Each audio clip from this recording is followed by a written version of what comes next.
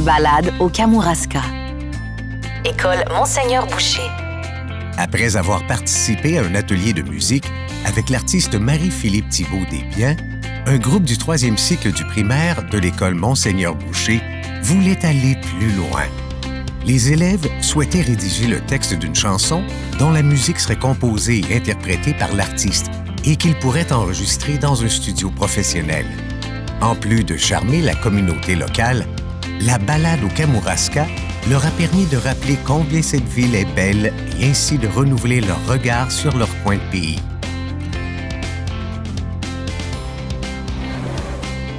Le manifeste. Collège de Champigny. Au Collège de Champigny, 70 ans après la publication du Refus global, 94 élèves ont réussi à créer des passerelles entre les revendications d'hier et celles d'aujourd'hui, en ce qui concerne plus précisément des enjeux suscitant la révolte. Après avoir visité le Musée national des beaux-arts du Québec pour découvrir des œuvres en lien avec ce thème, les élèves ont créé des chorégraphies où le corps prenait la parole pour souligner les failles de la société. La représentation, le manifeste, a permis aux spectateurs d'exprimer leurs préoccupations, faisant de ce spectacle un moment rassembleur. La légende inconnue du Cap Bonami. École Antoine Roy. Après avoir écouté un conteur expliquer le processus de création des légendes, des élèves de l'école Antoine Roy se sont inspirés de personnages de légendes gaspésiennes pour en inventer à leur tour. À partir de la légende inconnue du Cap Bonami, imaginée par une élève, les jeunes de la 4e secondaire ont composé une chanson en s'inspirant de la musique régionale. Les élèves du cours d'art et multimédia ont capté des images de l'enregistrement de la chanson pour réaliser une vidéo qui a ensuite été diffusée par des médias locaux. Les 61 participants sont fiers d'avoir fait la promotion du patrimoine culturel gaspésien.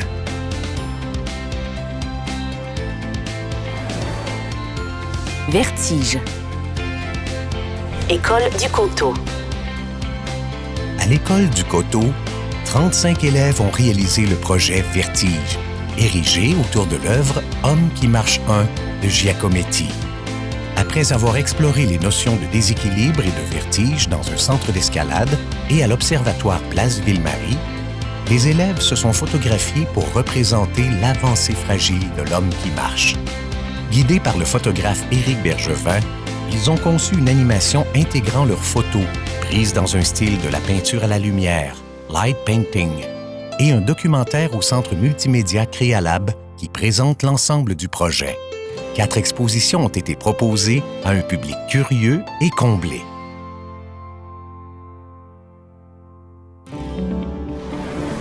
Centre de tri de la mémoire. École des Hauts-Bois.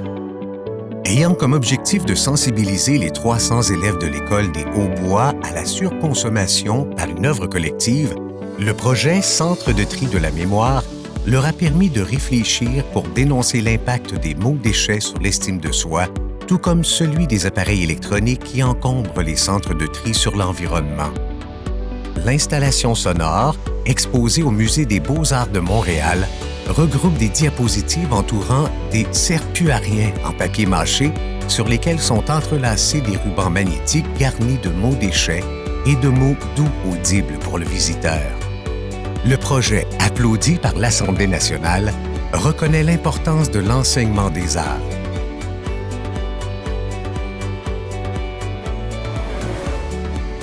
Mathieu. École polyvalente Lavigne. Les élèves de l'école polyvalente Lavigne côtoient des élèves de classe spéciale sans avoir l'occasion de réaliser des projets avec eux.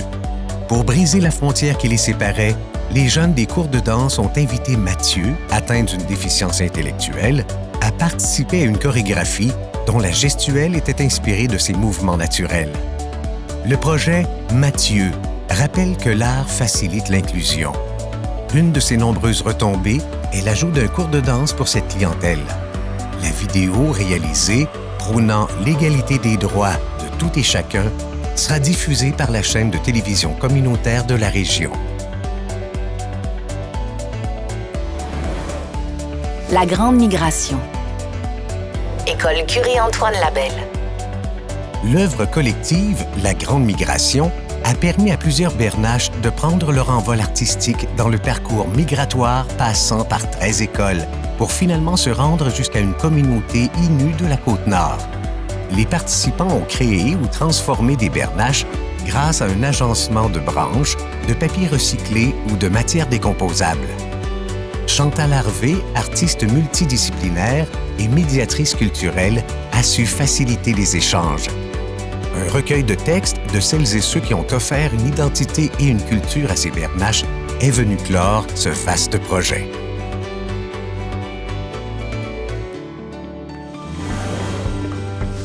Oikos. École Curie-Antoine Labelle. Oikos est un projet ayant réuni 3 écoles secondaires de la Commission scolaire de Laval autour des pratiques artistiques écologiques, aussi appelées éco-art. Le corpus d'œuvres réalisées illustre des problématiques sociales et environnementales reliées à la surconsommation. C'est ainsi que 3 artistes ont collaboré avec 213 élèves à la création d'œuvres en les familiarisant avec plusieurs techniques, des plus ancestrales aux plus contemporaines. Ces élèves ont fait des choix judicieux pour leur création. Voilà un projet qui tient compte de l'urgence de développer de nouvelles façons artistiques de créer.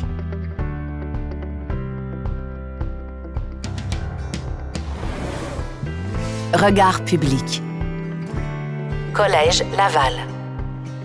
Les élèves d'art plastique, jumelés aux élèves de danse de la 5e secondaire du Collège Laval, ont répondu positivement à un appel de projet de leurs enseignantes.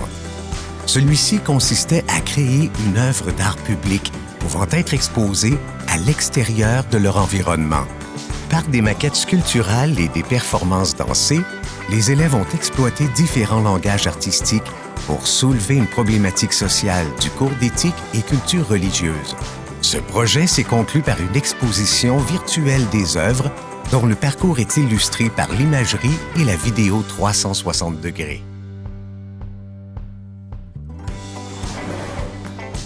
Rencontre. Commission scolaire de Laval. Le projet Rencontre, qui réunissait 4 écoles de la Commission scolaire de Laval, a permis à des élèves d'une classe d'accueil de créer des textes relatant une rencontre avec des personnes âgées photographiées par d'autres élèves du cours d'art et multimédia. Ensuite, les photos, transmises à des jeunes de 3 écoles primaires, ont servi de point de départ pour la rédaction d'un poème. La comédienne Talia Almona et le photographe Jeff Malo ont accompagné les élèves. Les textes et les photos ont été intégrés dans une chaloupe pour évoquer les récits de ces rencontres. L'exposition sera présentée au Musée des Beaux-Arts de Montréal. Fiel. École secondaire de la Cité des Jeunes. À l'école secondaire de la Cité des Jeunes, 27 élèves ont relevé le défi d'adapter et de mettre en scène la pièce Fiel, accompagnée par son auteur, Marilyn Perrault. La comédienne les a initiés au théâtre physique et acrobatique et les a conviés à des exercices d'écriture. Cette pièce, qui aborde les enjeux actuels, a été présentée devant public ainsi qu'aux élèves du 2e cycle du secondaire. Il y a fort à parier qu'elle aura contribué à sensibiliser et à responsabiliser non seulement les élèves comédiens, mais aussi les spectateurs. Les Lavigueurs, la nouvelle histoire. Collège Saint-Paul. Avec l'accord de Jacques Savoie, auteur de la télésérie Les Lavigueurs, la vraie histoire, des élèves du Collège Saint-Paul en ont réécrit les textes pour créer des tableaux alliant l'art dramatique, la danse, le chant, la photo et le multimédia. Par le projet Les Lavigueurs, la nouvelle histoire, les jeunes ont abordé certains éléments socioculturels liés à cette histoire, en plus d'avoir la chance de rencontrer Sophie Cadieux, une comédienne de la télésérie. Le photographe Marc-André Danjou les a accompagnés lors de leur séance photo dans le quartier Hochelaga. Les spectateurs ont apprécié les nouveaux textes de cette histoire qui fait rire, pleurer et réfléchir.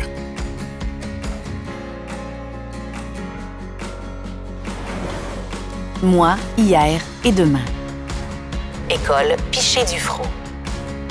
Élaboré par 3 enseignantes de l'école Piché-Dufrot et l'organisme Amplement Danse, le projet « Moi, hier et demain » ciblait les élèves de 6e année.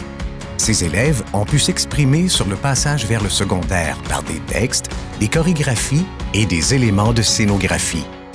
Les artistes de l'organisme ont accordé une place centrale aux élèves dans le processus de création.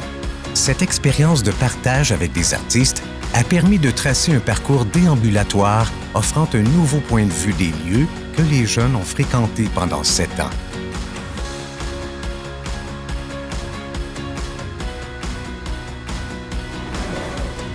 Je m'accroche.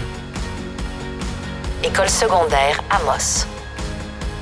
Le projet « Je m'accroche » a rassemblé 200 élèves raccrocheurs de l'école secondaire Amos autour d'un projet de création d'œuvres mariant la photographie et le slam.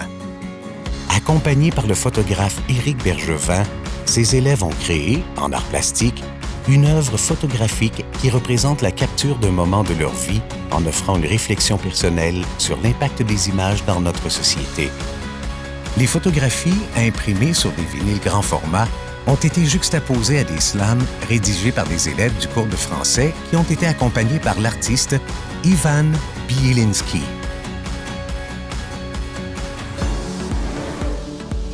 L'avenir, c'est nous.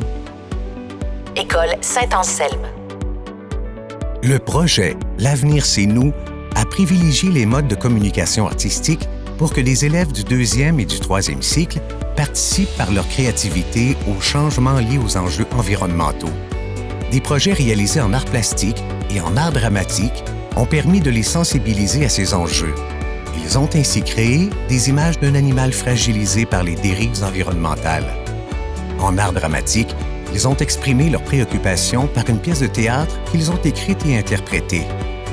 À l'école Saint-Anselme, les élèves racontent avec fierté les initiatives durables qu'ils ont implantées.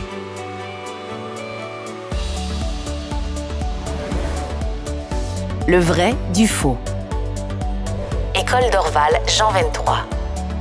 Le projet « Le vrai du faux » a rassemblé 120 élèves de l'école Dorval Jean 23 qui ont réfléchi sur la distinction parfois difficile entre ce qui est vrai et ce qui ne l'est pas. Avec le festival Art souterrain et l'artiste Emmanuel Laflamme, ces élèves ont par la suite déployé leur talent en créant des œuvres inspirantes et riches de sens. De plus, ils étaient responsables de l'organisation de l'exposition, de la planification au déroulement du vernissage qui a eu lieu au Centre culturel Peter B. Yeomans.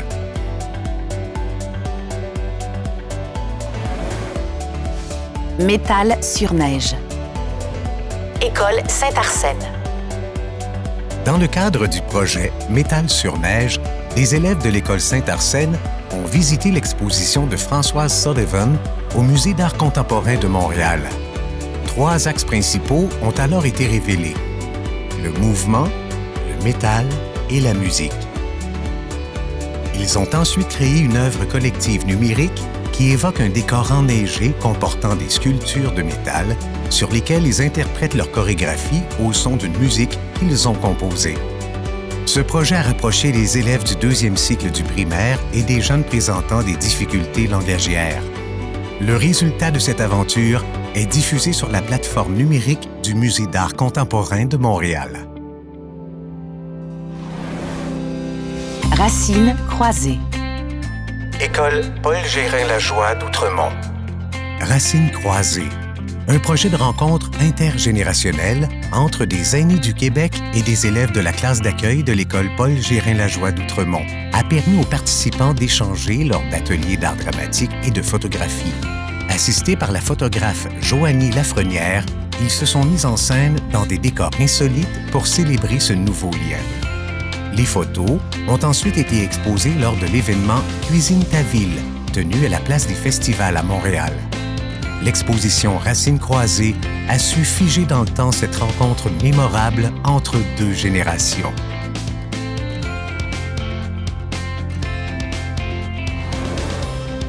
Territoire en création. École Pierre Laporte. Le projet Territoire en création a rassemblé des élèves de la commission scolaire Marguerite Bourgeois, jumelés avec des jeunes de 4 autres provinces canadiennes. Ces élèves ont pris part à un échange artistique francophone à partir d'œuvres liées au thème « Territoire et identité » et répertoriées sur la plateforme Éducar du Musée des Beaux-Arts de Montréal. Plus de 375 élèves, issus de 170 pays, ont créé des œuvres en se questionnant sur l'influence du lieu sur la personne que l'on devient. Le collectif Escargot, commissaire de l'exposition, a conçu une installation immersive pour l'exposition des réalisations des élèves durant 6 semaines.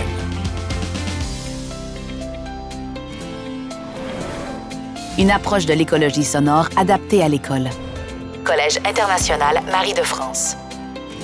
Depuis 2017, le projet Une approche de l'écologie sonore adaptée à l'école est réalisé au Collège international Marie de France. Plus de 800 élèves ont appris à reconnaître certains sons et leurs caractéristiques pour s'en protéger ou les orchestrer dans leur réalisation musicale. S'apparentant aux créations des artistes sonores, ces réalisations ont pris la forme de promenades sonores, de contes thématiques ainsi que d'œuvres vocales, instrumentales et bruitistes. Les élèves sont fiers d'avoir participé, seuls ou en groupe, à la diminution sonore de leur environnement scolaire.